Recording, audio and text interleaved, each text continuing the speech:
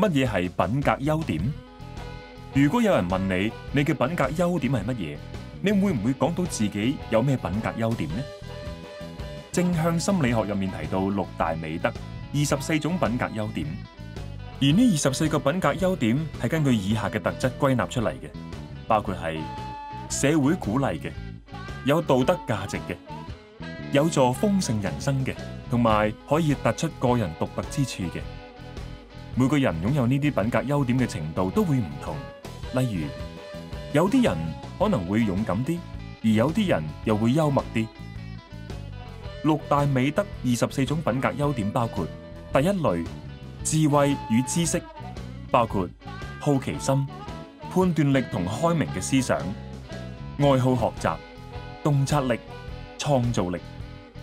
第二類，勇氣，包括真誠、勇敢、堅毅、熱情同幹勁。第三類，仁愛，包括愛與被愛、仁慈、社交智慧。第四類，節制，包括自我約束、寬恕、謙遜、審慎。第五類，靈性與超越，包括欣賞美麗與卓越、感恩、希望、幽默感、人生意義追尋。